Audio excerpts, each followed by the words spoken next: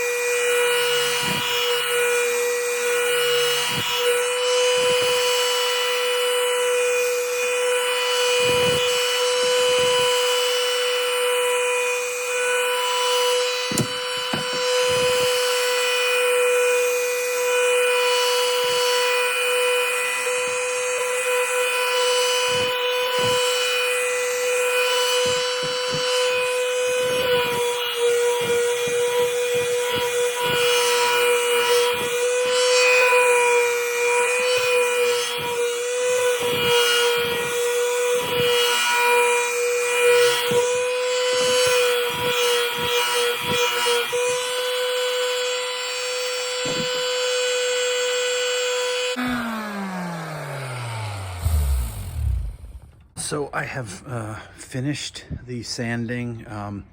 It's super dark out now, but it maybe took me half an hour. It just got really late. It got really dark because it's the beginning of November.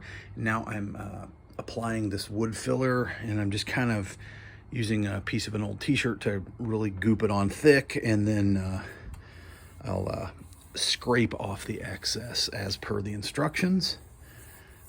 With something, I'll find something to scrape with. And when I'm done with that, I'll let them dry overnight. And then tomorrow I will sand these down, and they'll be just super smooth. It is now the next evening, and I'm going to be sanding the wood grain filler on the fingerboards, and then applying some stain.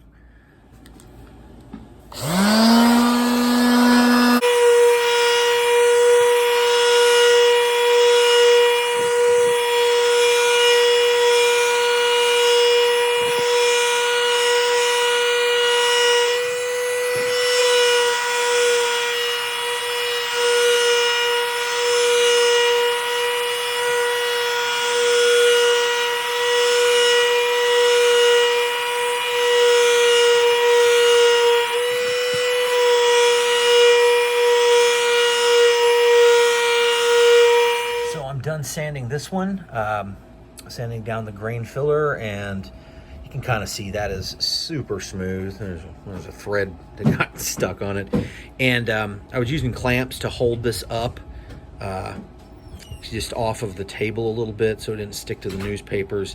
And so I put a little mark with a Sharpie down here just so I'd remember that this is the end to cut off once I get farther along the process of building, and there's no, you can kind of see where it stops. There's no grain filler down these last couple inches.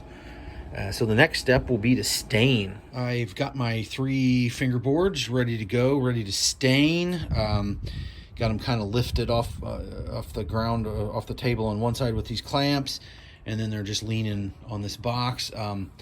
You know, staining is messy, so you need some kind of drop cloth, as it were. So what I recommend is a gigantic cake box from your family's Halloween party, and you weight it down with a jar of wood grain filler and a partially painted pumpkin. I find that, you know, really works best. And so I'm gonna pop the lid on this stain and get to going. What color do I have here? Okay, I'm gonna use Golden Pecan.